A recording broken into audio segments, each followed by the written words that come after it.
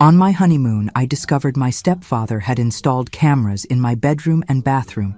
He texted, "I'm watching everything." I panicked. And the trap I set for him was brilliant. "Hi, my dear ones. Hi, my darlings.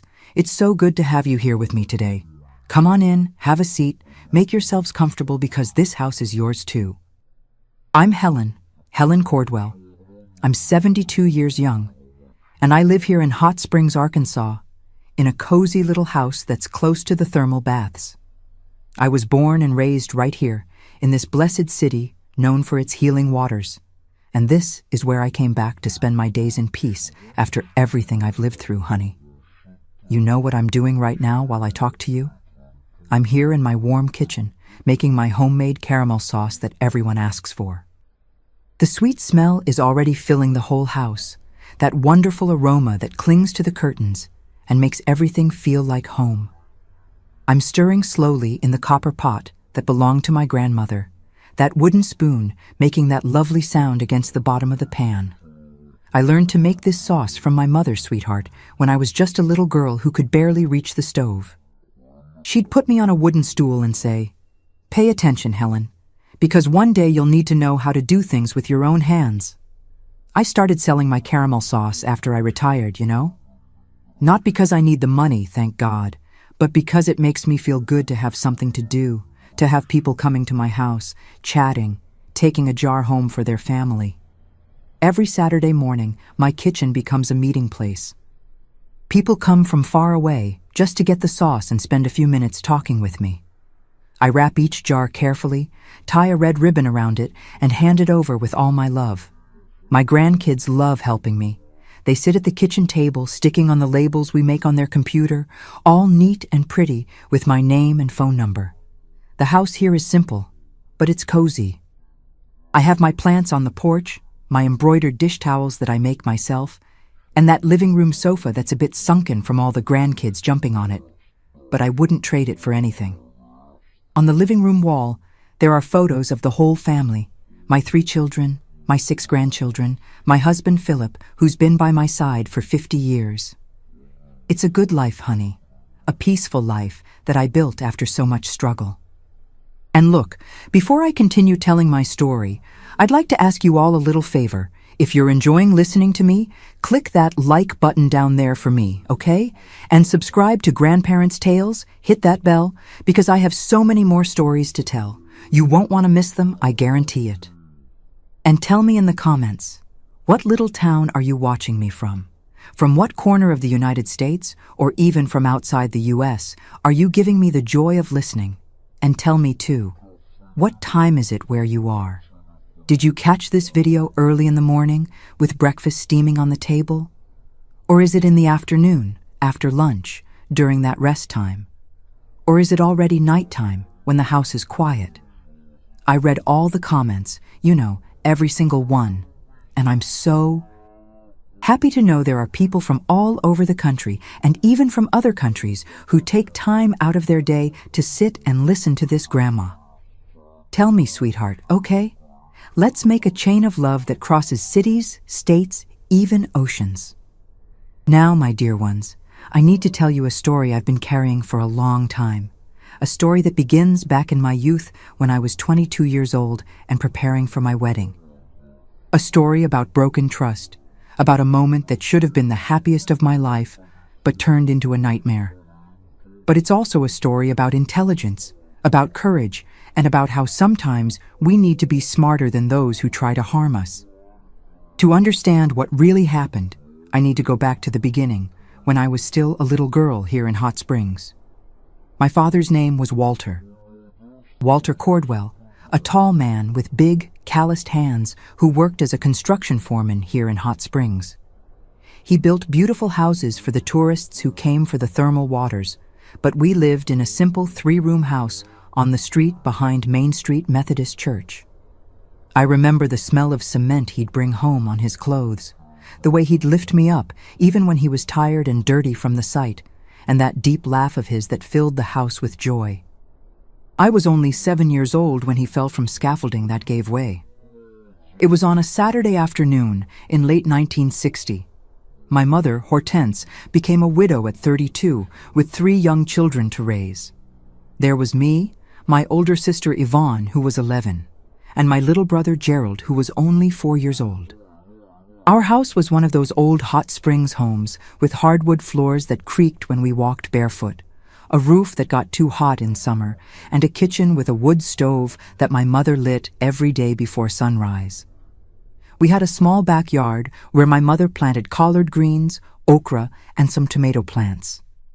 In the back, there was a persimmon tree that bore sweet fruit every year, and it was under that tree that my siblings and I played house, hide and seek, and hopscotch drawn in the dirt.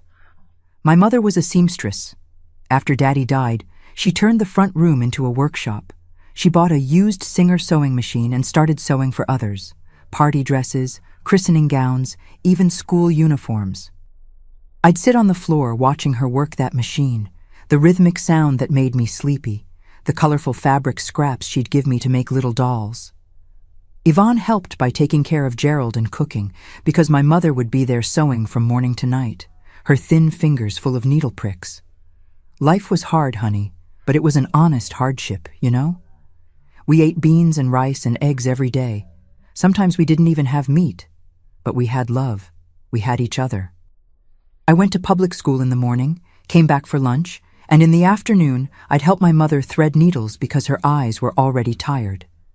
In the evening, we'd sit on the front porch watching the street activity, neighbors passing by, the ice cream truck with its jingling sound, the young ladies going to evening service at church. I had my girlfriends from school, Teresa, Nadine, Zelda, and we'd play Ring Around the Rosie in the park with rag dolls, singing those old songs that nobody knows anymore today. On weekends, when we had a little money, my mother would take us to bathe in the public thermal baths. We'd get into that warm water that smelled of sulfur and stay for hours, because it was free and it was the only outing we could afford. It was on a Sunday in 1963, I was 10 years old, when my mother came home with a man beside her.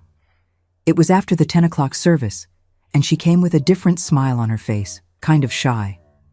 "Children," she said, "this is Mr. Roger Meadows. He's an engineer. He worked with your father, used to work with your father, at the same construction company." Roger was an elegant man, much taller than my mother, hair combed with pomade, clothes always pressed, shoes polished. He had a brand new blue Volkswagen Beetle that he parked right in front of our house, and that caught the attention of the whole neighborhood because nobody on that street had a car. I remember he bent down, gave me a lollipop, and said in that deep voice, "You must be Helen. Your mother talks about you a lot." At first, I thought it was strange. We were still in mourning for my father, and suddenly there was this man showing up every Sunday, taking us for ice cream downtown, bringing presents. But my mother was different. She was lighter, laughed more, and for the first time since Daddy died, I saw her wearing lipstick. Yvonne was suspicious, would whisper to me, "This man appeared too quickly, Helen. What interest does he have in Mother? She has nothing." But I was a child, I wanted to see my mother happy, and Roger was polite, kind, always bringing something. 6 months later, they got married. It was a simple ceremony at the church, and Roger moved into our little house. But we didn't stay there long. He said he was going to take proper care of his family now, and 2 months later, we moved to a big house on the other side of town, near the Arlington Hotel, in an area where only wealthy people lived. The house had 4 bedrooms, a bathroom inside the house with a bathtub, a dining room separate from the living room, a yard with trimmed grass. It was another world, my dear. Roger paid for a private school for me and Yvonne, a Catholic school where the daughters of doctors and rich merchants studied. He bought us new clothes, leather shoes, first-class school supplies. My mother stopped sewing for others and became a housewife, as he said. He even hired a lady to come clean twice a week. On the outside, everything seemed perfect. The poor family that had gotten lucky, the widow who had found a prince charming. But inside the house, little by little, I began to notice things. Roger was controlling. He decided everything. What clothes my mother would wear, what food we'd have for lunch, what program we'd watch on the new TV he bought. He didn't yell, didn't hit, But he had a way of speaking that sent chills down your spine, you know? A low voice, calm, but full of threat. Hortense, that skirt is too short for a married woman. Go change. Helen, proper girls don't stay out until this hour. Get inside right now. My mother, who used to be firm and determined, grew small, quiet. Yvonne left home as soon as she turned 18, went to live with an aunt in Little Rock and barely came back to visit. And I grew up in that beautiful but cold house, studying at the expensive school, wearing brand-name clothes, but feeling that something was wrong, very wrong, only I didn't know exactly what. The years passed, my dear ones, and I grew into a young woman inside that big house. I finished Catholic school in 1971, when I turned 18, and Roger already had everything planned. I was going to study elementary education at the State University.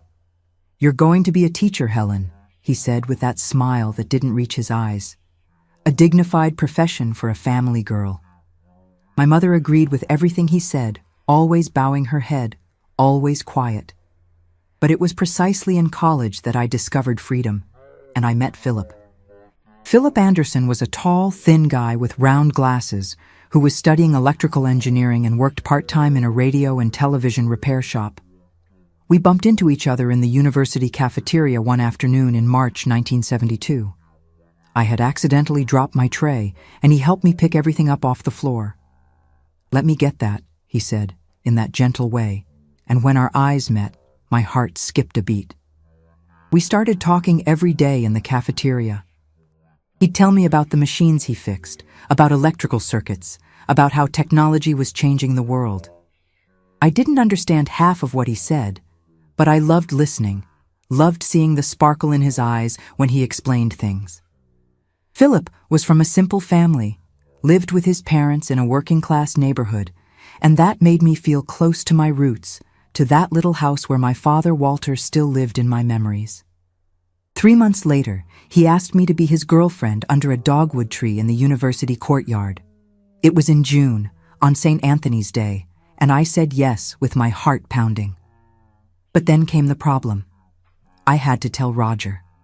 I remember as if it were yesterday, the day I brought Philip home for dinner. My mother made delicious fried chicken with okra, fluffy rice, tasty cornbread. Philip arrived in a pressed dress shirt, his hair carefully combed, a bouquet of flowers for my mother. He was nervous, poor thing, sweating cold. Roger sat at the head of the table, cutting his meat slowly, asking questions that seemed innocent but were full of venom. "Tell me something, son. Does your family own property?" he asked, chewing slowly. Philip answered politely, "No, sir. My father is a metalworker. My mother is a homemaker. We rent." The silence that fell over the table was heavy. Roger wiped his mouth with the napkin, looked at me with that look I already knew so well, the look of someone disapproving but wouldn't say so right then, and smiled. "I see. A hard-working young man. Very good." But later, when Philip left, Roger called me into his office. It was a closed room where he kept blueprints, engineering books, and that nobody could enter without permission. He stood in front of the window, his back to me, hands clasped behind his body. "Helen," he began in that calm, icy voice, "you know I only want what's best for you, don't you? I raised you as a daughter. I paid for your education, your clothes, everything." I stood near the door, heart racing. "I know, Mr. Roger, and I'm very grateful." He turned to me, and there was something in his eyes that gave me chills. "That boy has no future, no assets. You deserve better. You deserve someone from your social class now." But I loved Philip, honey. And for the first time in my life, I stood up to Roger. "I'm going to keep dating him, with your permission or without it. I'm already of age." I saw his jaw clench, his eyes darken. He took 2 steps toward me, and I thought he was going to hit me, but he just got very close. So close I could smell the whiskey on his breath, and whispered, "You don't know what you're doing, girl. But you'll learn." The next 2 years were of steady dating. Philip graduated in 1974 and got a good job at a telecommunications company right here in Hot Springs. I graduated in 1975 and already had a guaranteed job at a public school. In April of that year, Philip officially asked for my hand. He knelt on the floor of his parents' living room, in front of his parents, and called my mother to be present. It was simple. It was beautiful. It was the way I had always dreamed. We set the wedding for July, at the Methodist church. It would be a small ceremony, just family and close friends, and a simple reception in the church hall. We didn't have money for luxury, and that was okay. What mattered was being together, starting our life. That's when Roger completely changed his attitude. Suddenly, he became supportive. He started smiling at Philip, calling him my son, offering help.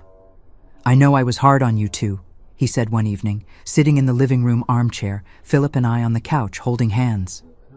"But a father needs to protect his daughter, you understand. Now that I see it's serious, that you're really getting married, I want to help." Philip was happy with the change. "See, Helen? He's a good man. He was just worried about you." But I, my dear ones, I had a tightness in my chest that I couldn't explain. I had known Roger for 12 years. I knew he never changed his mind like that from one moment to the next. But I didn't say anything, because I didn't want to ruin my fiancé's happiness. It was 3 weeks before the wedding that Roger made the offer. We were at the dinner table on a Friday night. He cleared his throat and announced solemnly, "Helen, Philip, I want to give you a special wedding present. I have a cabin in the mountains near Gatlinburg, a private place, just mine, that nobody uses. I want you to spend your honeymoon there. A whole week, everything paid for, everything prepared. It's the least I can do for my daughter." Philip's eyes widened. "Mr. Roger, that's too much. We can't accept—" But Roger raised his hand, interrupting. "I insist. Everything's already arranged. The cabin is secluded, has a beautiful view, fireplace, everything you need to start married life right. You deserve it." He looked at me, and I swear, my dear ones, I swear I saw something in that look that made me want to scream, "No." But how could I explain? How could I tell my fiancé that I didn't trust the man who had raised me, who had paid for my education, who was now being so generous? My mother clapped, excited. "How wonderful, Helen! What a helpful father-in-law you found for Philip, my daughter." And Philip squeezed my hand under the table with that wide smile of someone who had just won the lottery. I smiled too, but inside something screamed that this was wrong. Roger never did anything for free. Everything had a price. Everything had a reason. And while he described the cabin, it has a bathroom with a whirlpool tub, spacious bedroom with fireplace, equipped kitchen, everything brand new.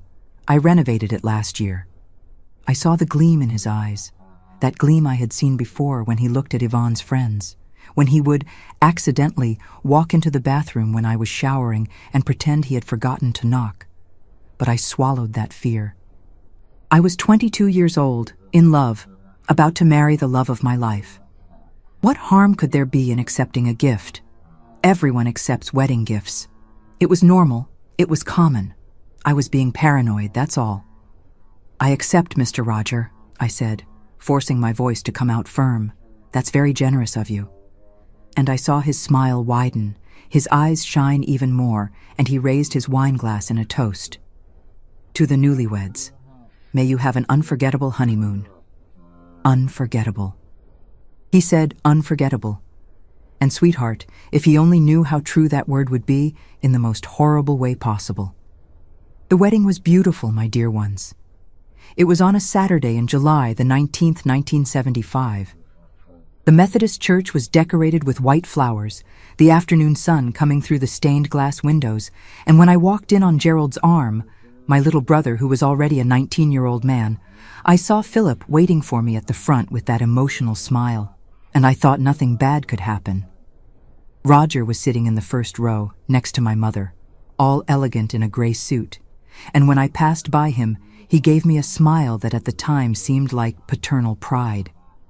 How naive I was, dear God. The reception was simple, but full of love. We danced, ate cake, took photos with those old cameras that took forever to develop. And when night fell, we said goodbye to everyone and got into Philip's old Volkswagen, which his friends had decorated with noisy tin cans tied to the bumper. Roger came to the car, handed Philip the cabin keys, and held my hand through the window. "Enjoy every second," he said, squeezing my fingers hard. "You deserve it." The road to Gatlinburg was narrow and full of curves going up the mountain. It took us almost 3 hours driving in the dark, just the Beatles' lights illuminating the wet asphalt. It had rained in the afternoon. But when we arrived, the cabin took our breath away. It was a wood and stone construction, isolated in the middle of the woods, with a deck that overlooked fog-covered mountains. It smelled of wet earth, of pine, that deep silence that only exists far from the city. "It's beautiful," I whispered, and Philip picked me up to carry me through the door, the traditional way. We laughed, we kissed, and I thought, this is where my real life begins. Inside, everything was brand new as Roger had promised. Leather sofa, stone fireplace, plush rugs, kitchen with modern refrigerator full of food someone had left prepared. And the bedroom. The bedroom was spacious, with a huge bed with white sheets, nightstands on each side, a large mirror on the wall, and that modern smoke detector on the ceiling with a blinking red light. We made a simple dinner, opened a bottle of wine that was in the fridge with a card. For the newlyweds, RM. We ate in the small living room with the fireplace lit, talking softly, laughing nervously, because we were young and alone there for the first time, away from everyone. The wall clock showed almost midnight when we went to the bedroom. I had worn a red nightgown that I had bought especially, something delicate, beautiful. Philip turned on a lamp that left the room in a pleasant dimness. We kissed slowly, with that mix of love and nervousness of people starting a life together. I remember thinking, this is the happiest moment of my life. I remember the smell of his cologne, the heat from the fireplace reaching the bedroom, the sound of the wind outside in the trees. And then, honey, then came hell. My cell phone, one of those old big ones that almost nobody had at the time, but Philip had gotten from the company, was on the bedside table. It vibrated, once, twice, 3 times, messages arriving. Philip stopped, looked at me. "Who's sending messages at this hour?" We thought it was strange, but I picked up the device to see. When I read the first message, my whole body froze. The number was unknown, but the profile picture, I recognized it. It was a photo Roger used in a work group, an old photo of him younger, and the message said, "The red nightgown looks beautiful on you, Helen. You can continue. I'm watching everything." I couldn't breathe. I showed Philip with my hand shaking so much I almost dropped the phone. He read it again, and his face went pale. "What the hell is this?" He jumped out of bed, started looking around the room like a caged animal. "He's watching! How is he watching? Where's the camera? Where's the camera?" The second message arrived. "Don't stop on my account. I'm loving the show." I felt nausea rising up my throat. I grabbed the sheet and covered myself completely, curled up in the corner of the bed and started crying in that desperate way, without control. Philip was pulling pictures off the wall, moving vases, searching like crazy. Son of a bitch," he repeated, his voice choked with rage and disgust. He was the one who found the first one. In the smoke detector on the ceiling, he dragged a chair over, climbed up, and when he removed the cover, there it was. A small black camera with a shiny lens pointing directly at the bed. My stomach turned. Philip came down holding that thing, his hand trembling with so much anger, and smashed it on the floor, stomped on it until it turned to dust. But then we started looking for more. And there were more. There was one behind the mirror. We discovered it was a 2-way mirror. You could see through to the other side. There was another inside the lamp. And in the bathroom, my God, in the bathroom there was one behind the shower vent, pointed where a person would stand. I threw up. I ran to the bathroom and vomited until there was nothing left inside me, just bitter bile. Philip came after me, held my hair, and we stayed there on the cold bathroom floor, hugging, crying. I felt dirty, sweetheart. Dirty like I had never felt in my life. That was supposed to be the most special day, the most intimate, most sacred moment. And that monster I had called father for 12 years, had turned everything into his own private show. "We're leaving now," Philip said, trying to get up. "We're going to the police. We're going to report this bastard." But I held his arm, because in that moment, in the middle of all that horror, a crystal clear thought crossed my mind. If we ran away now, Roger would have time to erase everything. He was rich, influential, had connections. He'd say we were crazy, making up stories. He'd sue us for defamation, and he'd get away with it, free to do this to someone else. "No," I said, wiping my mouth with the back of my hand. "We're not running away." Philip looked at me as if I had gone crazy. "Helen, we can't stay here, not after this." But I was already thinking, already remembering all the times Roger had manipulated me, manipulated my mother, controlled us. Already feeling that anger growing inside me, so big it suffocated the fear. "He thinks he's smart," I said, my voice coming out firmer. "He thinks we're going to run away, terrified. And then he'll erase the evidence and laugh in our faces." I stood up, washed my face, and looked at my reflection in the mirror. My eyes were red from crying so much, but there was something new in them, iron determination. "But we're not running away, Philip. We're going to give him exactly what he wants. We're going to give him a show, and it'll be the last show that bastard watches before going to jail." Philip stared at me, processing.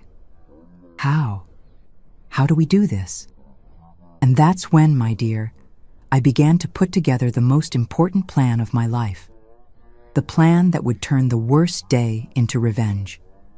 We spent that night awake, my dear ones, sitting on the cold living room floor, away from the bedroom that now seemed contaminated, dirty, defiled.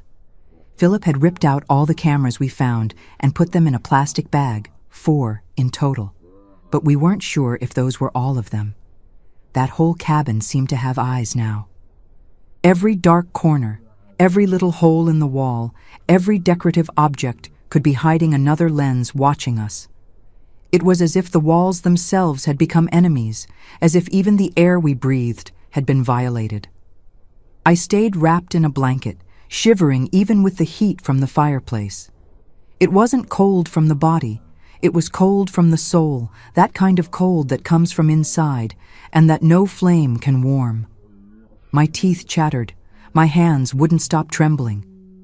Philip paced back and forth like a caged animal, hands clenched in fists, jaw locked so tight I could see the muscle pulsing on the side of his face. The wooden floor creaked under his feet with each step, forward, backward, in a desperate rhythm that echoed the chaos inside us. Every now and then, he'd stop in front of the fireplace, look at the fire, and I knew he was imagining terrible things. Then he'd turn and look at me with those eyes full of unshed tears and a rage so deep it seemed to burn, and I saw he was blaming himself, torturing himself. "I should have suspected," he repeated for the 3rd, 4th, 5th time, his voice getting hoarser. "That gift was too good. Too generous. I should have said no, should have noticed something was very wrong." "Stop," I said, and my voice came out so firm it even surprised me.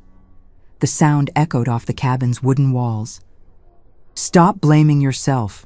You're not to blame for anything. I didn't see it either. Nobody saw it, because we trusted. Because we're good people, decent people who can't imagine someone capable of something like this." I got up, let the blanket fall to the floor, and went to the window. My bare feet were freezing on the cold floor. Outside was that complete darkness of the mountains. No streetlights, no neighbors, nothing. Just the sound of crickets singing, the wind moaning in the pines, and that oppressive feeling of total isolation. But now we've seen it. And now we know who he really is. And now, Philip, now we're going to make him pay for it. I swear to God we will.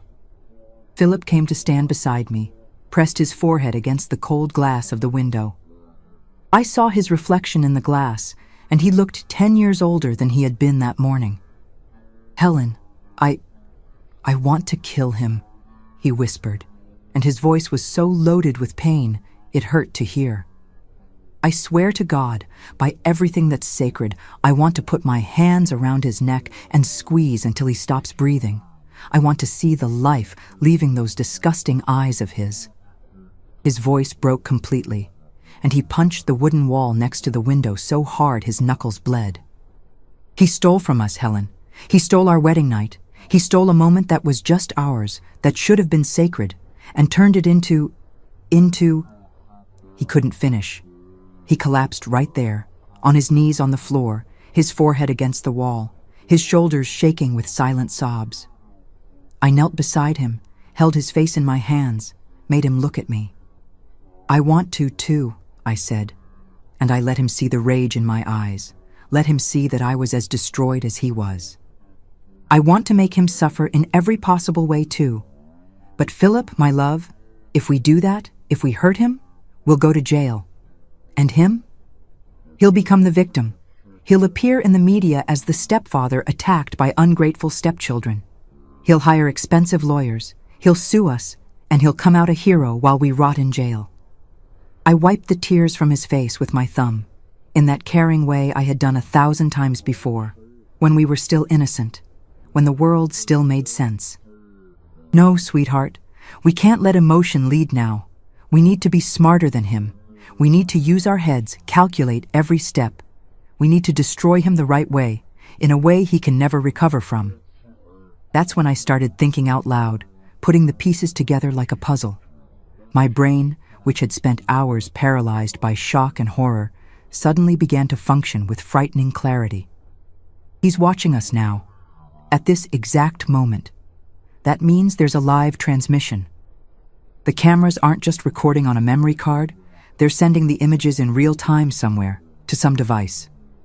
Philip, who understood technology, who had studied 4 years of electrical engineering precisely to understand how these things worked, nodded slowly. I saw his mind starting to work too, putting emotion aside for a moment and focusing on the technical part. "There has to be a receiver," he said, his voice still trembling but gaining firmness. "Probably a computer or a private server. And to transmit live video in 1975, you need a very good connection. There's probably a radio system or... Wait." He stopped, his eyes widening. "The company where I work just installed one of the first data networks in the region. And Roger, he has connections with the company. He's a civil engineer, works on big projects." Philip went to the bag where he had put the destroyed cameras, picked up the pieces carefully, examined them in the orange light of the fireplace. He turned the little pieces from side to side, studying the exposed circuits, the wires, the solders. "These are IP cameras," he murmured, more to himself than to me. "Cameras that transmit over Wi-Fi or data network. This is cutting-edge technology, Helen. This hasn't even officially arrived in the United States yet. He must have brought it from abroad, probably from Japan or Europe. This costs a fortune. And can you find out where the transmission is going?" I asked, approaching him, feeling a tiny spark of hope beginning to ignite in the midst of all that despair. Philip bit his lower lip, thinking, calculating. I could see the gears turning in his head. "Maybe," he said after a moment, "if he didn't protect the network properly." And knowing an arrogant man like him, a man who thinks he's untouchable above everyone, he probably didn't worry much about security. He thinks no one will ever find out. He thinks he controls everything. He looked at me, and for the first time that terrible night, in those endless hours of horror, I saw a different gleam in his eyes. It wasn't just rage, it was determination. It was intelligence working. "I have equipment in the car. Some tools the company gave me, network testing devices, signal analyzers. I can try to trace the signal, find out where these cameras are sending the video." While Philip ran out to the Beetle parked in front of the cabin, I heard the door slam, the hurried footsteps on the wooden deck, the creak of the trunk opening. I was left alone in the living room, And it was in that moment, my dear, in that sudden silence after so much chaos, that everything collapsed again. That reality fell on me with the weight of 1,000 tons. I sat on the cold wooden floor, right there in the middle of the living room, hugged my knees to my chest, and started crying in a way I hadn't cried even when my father died, back when I was 7 years old. Because this was different. My father's death had been a terrible accident, a tragedy, but it had been the work of fate, of destiny. This was the work of a man. Of a man I had let into my life, into my family's life. A man I had called father for 12 years. Because this was a violation that went far beyond the body, far beyond the physical. It was a violation of trust, of intimacy, of the very idea of safety and home. It was the destruction of everything I thought I knew about the world. I had let that man hug me. I had accepted his affection, his gifts, his money. I had eaten at his table, lived in his house. I had worn the clothes he bought. And the whole time he was looking at me in that disgusting way, waiting, planning for this moment, counting the days until my wedding, until my honeymoon, until he could see me in the most intimate, most vulnerable way possible. Why me? I sobbed alone there in the dark, my voice echoing off the empty walls. Why did he do this to me? What did I do wrong? How didn't I notice? And then came the worst part. The memories, all of them, passing through my head like a horror movie. All those times I had ignored, rationalized, justified. That way he had of accidentally opening my bedroom door without knocking, always at the strangest times, when I was changing clothes to go to bed, when I was getting out of the shower. And he always apologized, always said, "Oh, forgot to knock, sorry, daughter." But his eyes would linger a second too long before looking away. That way he looked when I came down in the morning in a skirt to go to school, that look that went up my legs and made me want to pull the skirt down, cover myself. But I thought I was imagining things. It's a father's jealousy, I told myself. He's just worried about his daughter's safety. Those times he insisted on picking me up from college alone, without my mother, and on the way back, he'd ask strange questions. If I had a boyfriend, if I had kissed someone, if I knew how these things worked. And I, naive, thought he was trying to be a modern father, open to dialogue. The clothes. My God, the clothes he bought me. Always a little too tight, a little too short, a little too low cut. And when my mother complained, he'd say, "But Hortense, the girl has to dress well, has to keep up with fashion." And I wore them because they were pretty, because they were expensive, because I wanted to please. Everything made sense now. And I felt so stupid, so dumb, so blind. How had I not seen? How had I not realized that man was a monster? I thought about giving up, you know? In that moment of absolute despair, sitting on that cold floor, my body aching from shaking so much, I thought about just picking up the phone, calling the police, telling everything, and leaving it in their hands. Letting the justice system resolve it, washing my hands of it, running away from that nightmare. But then I remembered, Roger had friends in the police. I had seen him having dinner with the sheriff, with the judge, with councilmen, with important people. He'd say the cameras were for security, that he was worried about us alone in the middle of the woods, that there could be thieves, robbers. He'd hire the best lawyers from New York, from D.C. He'd sue us for defamation, for slander. He'd destroy us financially, emotionally, socially, and he'd go free. Free to do this to another girl, to another family, to another victim who would trust him. No, not at all. No way. I wiped my face with the back of my hand, took 3 deep breaths, that deep breathing my grandmother taught me when I was little and had nightmares, and I stood up.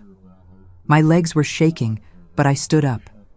Philip came back carrying a heavy metal case, full of wires, devices with blinking lights, things I had no idea what they were. He put everything on the living room floor, plugged a device into the wall outlet, and started fiddling with buttons and antennas, adjusting, connecting, building a kind of improvised workstation right there in the middle of the living room. "I'm looking for the cabin's Wi-Fi signal," he explained, his voice returning to that concentrated, technical, professional tone, and I realized he was clinging to that, to the practical solution, to the technology, to the concrete problem he knew how to solve, to keep from going crazy with rage and helplessness. "There are several signals here in the region," he murmured, looking at a small screen showing numbers and names blinking. "But most are very weak. Wait, got it. Here." He pointed to the screen. "Network, cabin, private. Strong signal, 5 bars. It's right here nearby, inside the house itself." He let out a bitter laugh with no humor at all. Son of a bitch. He didn't even try to hide it. He put the place name on the network. It says private. Private, as if this belonged to him, as if we were his property. Almost an hour passed. A long, torturous hour of Philip, typing things on a device that looked like a small, primitive computer, writing down numbers on a sheet of paper, murmuring technical words I didn't fully understand. IP address, subnet mask, gateway, router, server. I stayed beside him the whole time without interfering, just giving silent support. I went to the kitchen, put water on to boil, made strong, bitter coffee the way my mother taught me. I brought it to him in cups that shook so much in my hand that coffee spilled onto the saucers. He drank without looking, mechanical, his eyes glued to the numbers, the wires, the devices. Until finally, when the sky outside began to lighten with that gray, sad light that comes before dawn, he stopped. He stood completely still. He looked at me with an expression I had never seen before, a mixture of triumph and horror. "I did it," he said, his voice hoarse from being silent for so long. "I managed to trace it. The signal is going to IP address 192.168.1.105, which according to the network configuration is a main computer, and this computer is located," he consulted the papers, checked twice. "It's at 847 Azalea Street, Hot Springs." My heart stopped. Then it raced so fast I thought I was going to faint. "That's his house," I whispered. "Azalea Street, 847. That's the house where I lived. That's the house where my mother lives now." Philip nodded, jaws clenched again. "He's there. He's there now, at this exact moment on his computer, and by the amount of data being transmitted."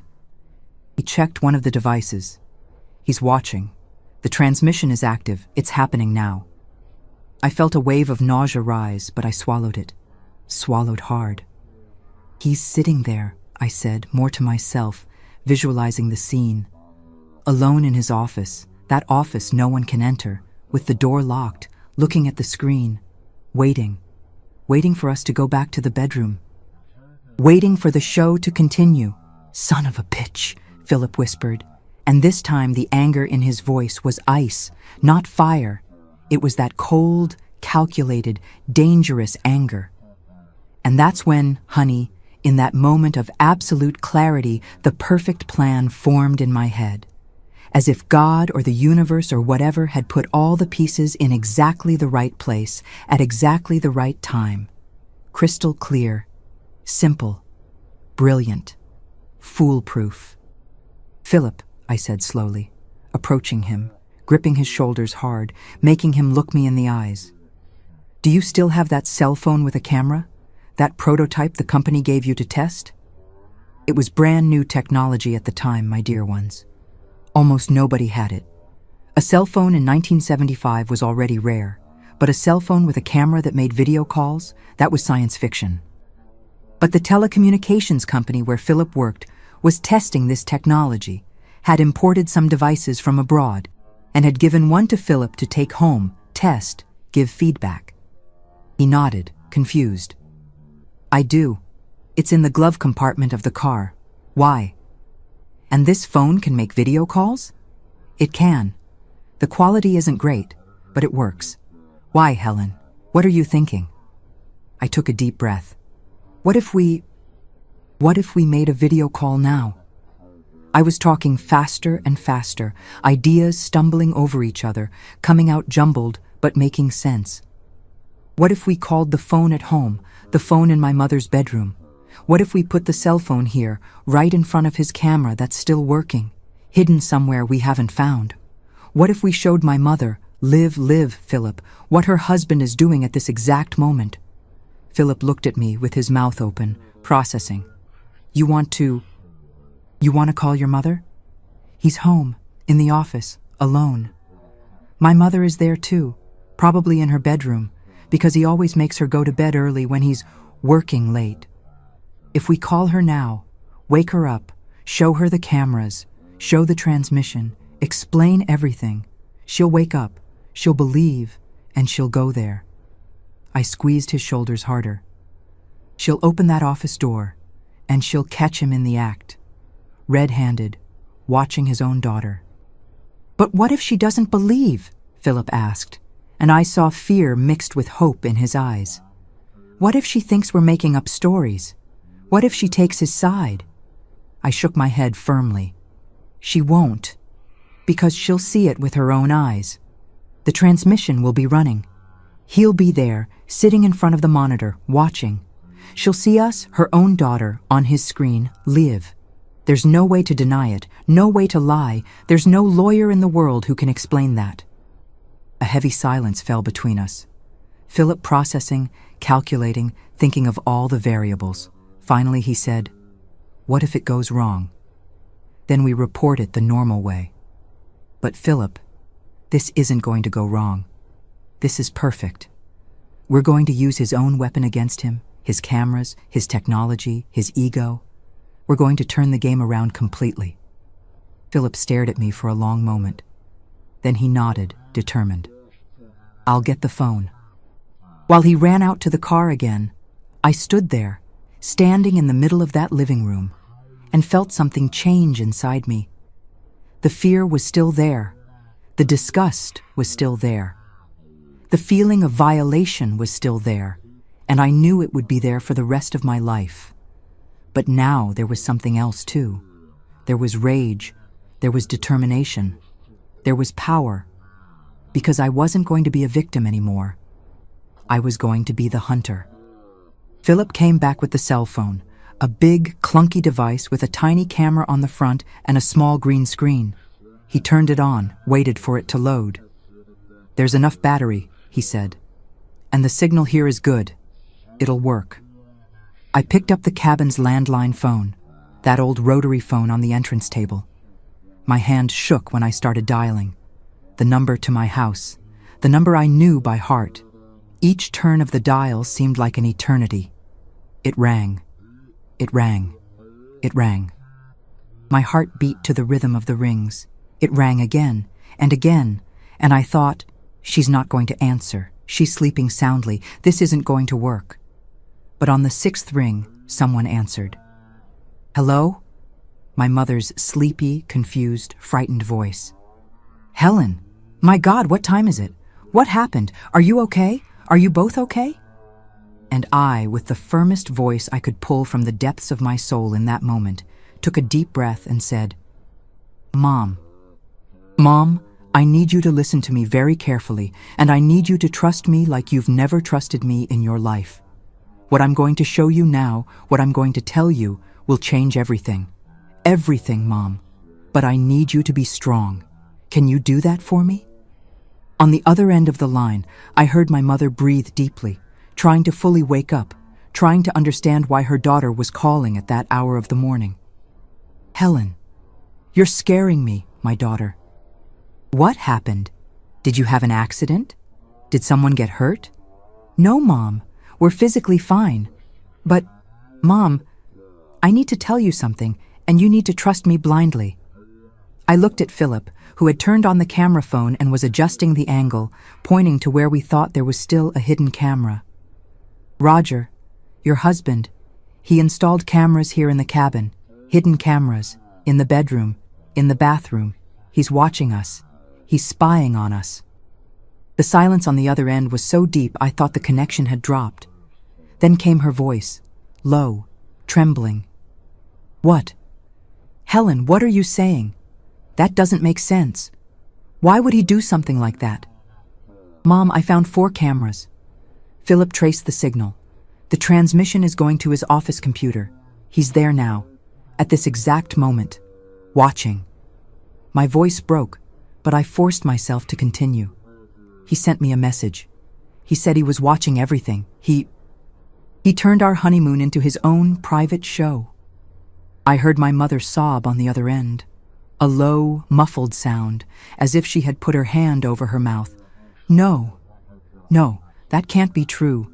Helen, are you sure? It could be a mistake. It could be... Mom!" I spoke louder, firmer. "I have the cameras here in my hand. Philip traced the internet signal. It's not a mistake. It's not a misunderstanding. It's real. And I need you to help me prove it. I need you to go to his office right now." "He'll deny it, Helen. He'll say I'm crazy, that you're making it up. Not if you catch him in the act." I looked at Philip, who nodded, showing that the camera phone was ready. "Mom, I'm going to make a video call with you. I'm going to show you the cameras. I'm going to show us here. And you're going to take the cell phone to his office. You're going to open that door, and you're going to see him watching his own daughter on the screen. Can you do that? Can you be strong enough to do that?" Another long silence. I heard her breathing, heard the creak of her bed when she got up. "Is he in the office now?" she asked, and her voice had changed. It had become harder, colder. "Yes, the transmission is active." Philip confirmed it. "Then call me on that new cell phone you gave me for Christmas, the one with a camera. I'm going to catch him." And in that moment, my dear ones, I felt immense pride in my mother. Because she might have been submissive with Roger, might have let herself be controlled all those years, but when it came to protecting her daughter, she was a lioness. Philip dialed my mother's cell phone number, and in seconds, her image appeared on the small green screen, her face illuminated by the bedroom lamplight, red eyes, but determined. "Show me," she said. "Show me the cameras." Philip pointed his cell phone camera at the pieces of the cameras we had destroyed. He showed the circuits, the lenses, the wires. Then he pointed to the ceiling where one was still intact, hidden in a light fixture we hadn't checked. Its red light blinked in the dark. My mother brought her hand to her mouth, her eyes filling with tears. "Dear God," she whispered. "Dear God, what have I done? What did I let into my house?" "It's not your fault, Mom. None of this is your fault. But now you can end this. Now you can do the right thing." I saw my mother wipe away tears, harden her face, and get up from the bed. She was in a nightgown, hair down, barefoot. "I'm going downstairs," she said, her voice trembling but firm. "I'm going to the office, and I'm going to open that door." "Keep the camera on," Philip instructed. "We need to see everything. We need it to be recorded." We watched on the tiny screen as my mother descended the house stairs. Those stairs I had gone up and down thousands of times. The cell phone shook in her hand, showing the dark hallway, the photos on the wall, the carpet that cushioned her steps. She walked slowly, silently, like a ghost. When she reached the office door, she stopped.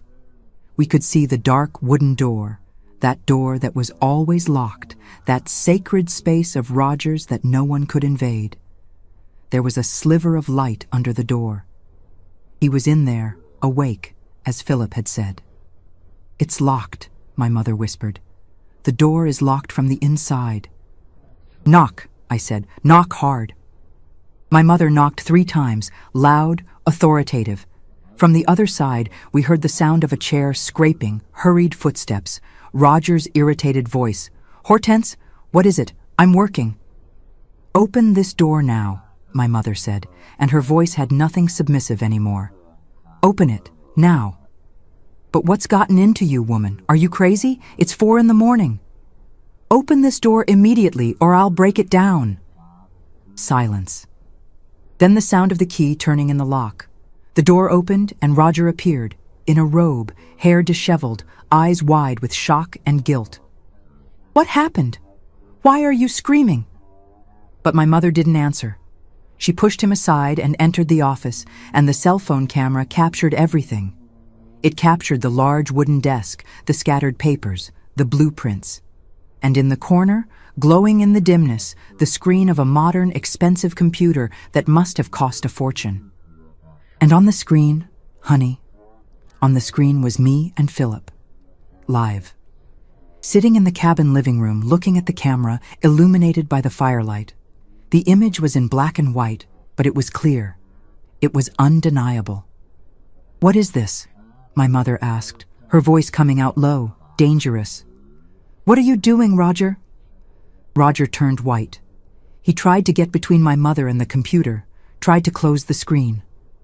"It's not what you're thinking. I installed security cameras in the cabin, just to make sure they were safe, that there wouldn't be thieves, robbers." "Security?" my mother screamed, and I had never heard her scream like that in my life. "Security camera in their bedroom? In their bathroom? Do you think I'm an idiot?" Philip pointed our cell phone at the camera that was still active on the ceiling, making our image appear on Roger's computer screen in real time. And my mother saw it, saw the connection, saw the living proof, undeniable, happening in front of her eyes. "Hortense, listen," Roger tried, extending his hand, that honeyed voice he always used to manipulate. But this time, it didn't work. My mother slapped his face so hard the sound echoed through the phone. "Don't touch me! Never again! Never again!" She turned to the phone, her eyes meeting mine through that fragile connection of primitive technology. "Helen, my daughter, get out of there now. Come home. I'm calling the police." "No!" Roger shouted, trying to grab the phone from her hand. "You can't! You have no right! This is my house! But my mother moved away, kept the phone away from him. "Your house? Your house? This house was bought with money my first husband left, that you convinced me to use to invest. This house is mine, and you're leaving here, now." That's when I saw the real Roger for the first time, without the mask, without the veneer of an educated man, of a helpful stepfather. His face contorted in a mixture of rage and despair. "You have no idea what you're doing, Hortense. If you report me, I'll take you down with me. I have lawyers, I have friends. I'll destroy your family." "Go ahead and try," my mother said, and raised the phone, showing that everything had been recorded. "Because now I have proof, and my daughter has the cameras. And when the police arrive, they'll seize that computer, and they'll see everything you did." Roger staggered back as if he'd been punched, because he realized in that moment that he had lost, that the game had turned, that the victim had become the hunter. The police arrived 40 minutes later. It was my mother who called from the living room landline while she kept Roger locked in the office. She pushed a chair against the door and sat there, waiting, still in her nightgown, still with the phone in her hand, recording everything. When the officers entered, she showed them the computer, showed the live transmission, showed the recording on the phone. One of the officers, who knew Roger, who had had dinner at his house, turned green. "Mr. Meadows, this is a serious crime. You'll have to come with us." Roger tried to argue, tried to use his contacts, tried to offer money, but it didn't help, because there was too much proof, too much technology. Camera filming camera, live transmission, messages on the phone. They took him away in handcuffs. They seized the computer, seized the equipment, sealed the office as a crime scene.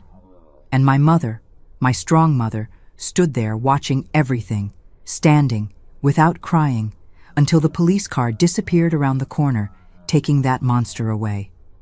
"You can come home now, my daughter," she said on the phone, her voice finally breaking. "It's over. It's over." And we came back. We drove those 3 hours in silence, watching the sun rise over the mountains, holding on to each other, crying and laughing at the same time, because it was over. We had won. 50 years have passed since that night, my dear ones. 50 years that flew by and at the same time seemed like a lifetime. Today, I'm 72 years old. I live here in Hot Springs. I came back to my hometown and never left. And I can say I built a good life, a life of peace. I married Philip 2 months after that interrupted honeymoon. We didn't want to wait, didn't want to give fear time to consume us. We had a small ceremony, just with close friends, and this time the honeymoon was at a simple inn in Eureka Springs nearby, without any luxury, but with all the love in the world. And it was perfect. It was how it should have been from the beginning. We had 3 children. Walter was born in 1977, 2 years after all that. We gave him my father's name. Then came Hortense in 1979, my mother's name, because she deserved that honor after being so brave. And the youngest, Gerald, was born in 1982, with my brother's name. All 3 grew up strong, healthy, loved. None of them ever suffered what I suffered. That chain was broken. Philip worked at the telecommunications company for 35 years, moved up the ranks, became a manager, retired with a good pension. I taught at a public school for 30 years, teaching children to read and write, and each student was a little piece of hope I planted in the world. We bought a modest but ours house, raised the children with dignity, and there was never a lack of food on the table or love in conversations. Today we have 6 grandchildren who are the light of our lives. They come here every weekend, fill the house with noise and mess, and I wouldn't trade it for anything. The oldest is already in college, studying engineering like his grandfather. The youngest is 6 years old and loves helping me make the caramel sauce, stands right there beside me on the stool, the same way I stood with my mother. As for Roger, he was tried and convicted. He got 8 years in prison for invasion of privacy, unauthorized recording of intimacy, and other crimes the lawyers explained, but I don't remember all the names. He served 6 years, got out for good behavior in 1981. My mother had already divorced him, had recovered the money that was hers, had rebuilt her life alone. She lived another 23 years after that, died in 2004 at 76 years old, peacefully in her bed, surrounded by children and grandchildren. Roger? I never heard from him again. I know he left Hot Springs, that he went to New York or LA. I don't know. And I don't want to know. He became dust in my memory, a shadow that has no more power over me. The first years were difficult, I won't lie. I had nightmares. I'd wake up in the middle of the night thinking someone was watching me. Philip would hold me, calm me down, remind me I was safe. I went to therapy, something that was rare at the time, expensive, but we made the effort and paid because I needed it. It took time, but I healed. Not completely, because some scars never fade, but enough to live well, to be happy, to raise my children without passing my trauma to them. My life today is simple and it's beautiful. I wake up early, make coffee, take care of my plants. Twice a week I go to the thermal baths for water aerobics with other ladies my age. We laugh, gossip, complain about aching joints. I make my caramel sauce, sell it to neighbors and to shops downtown. I embroider my dish towels watching soap operas. I receive my grandchildren on weekends. I have dinner with Philip every night, and then we sit on the couch holding hands watching television until we get sleepy. It's a common life, a life many people find boring. But for me, after everything I went through, this common life is a miracle. It's proof that I won, that I didn't let that man destroy my future, that I was stronger, smarter, braver than he expected. Sometimes I think about that night in July 1975. I think about how I could have given up, run away, let him win. But I didn't. And that strength I found in that moment has stayed with me my whole life. It taught me that I'm capable of facing anything, that I deserve respect, that I deserve peace. And today, here in my warm kitchen, with the smell of caramel sauce in the air and the sound of birds outside, I can say from my heart, I'm happy, I'm whole, I won. You know what that night taught me, my dear ones? It taught me that the monster always counts on our silence. He counts on us being ashamed, on us thinking no one will believe us, on us swallowing the violation and pretending everything's fine. And that's exactly why we can't stay silent. I could have run away from that cabin and never touched the subject again. I could have let fear paralyze me, but I chose to use his weapon against him.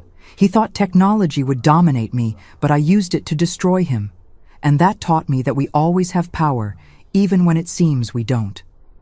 If you're going through something similar, if someone is watching you, controlling you, making you feel that your body and your life aren't yours, listen carefully to what I'm going to tell you. You're not alone. And you're not to blame. No matter how many times he said it was for your protection, that it was because he loves you, that it was normal. It's not. It never was. It never will be. That hidden camera taught me that intimacy is sacred. That when someone violates that, they're not just taking privacy, they're taking dignity, security, the right to exist without being watched. But it also taught me that we can recover that. It may take years, it may leave a scar, but we recover. I learned that trusting again is possible. I married Philip, had children, built a family. The cameras didn't win, Roger didn't win, I won, and you can win too. Seek help. Talk to someone you trust. It could be your mother, your friend, a teacher, anyone. In your country, look for protection authorities, victim support services. They exist, and they'll listen to you. Save evidence if you can, messages, photos, anything. The technology that hurt you can be the same that saves you. And if you know someone going through this, believe them. It was my mother believing me that changed everything. One person believing is enough to start the turnaround. My dear ones, I'm here today, happy, whole, because I didn't let him define me. And you don't have to either. The story doesn't end with trauma. The story continues, and it can be beautiful. Now I need you all. If you watched until here, if this story touched your heart, subscribe to Grandparents' Tales right now. Hit that bell. Because there are so many people who need to hear that it's possible to win, that it's possible to be happy again. And the more people hear it, the more lives we can change. And do me a favor? Write here in the comments just one word. I won. Just that. I won. So I know you understood the message, that you're on my side in this fight. Do it now. Don't wait even one more minute. Because each comment is a chain of strength we create together. Thank you for listening to me, my loves. May God bless each and every one of you.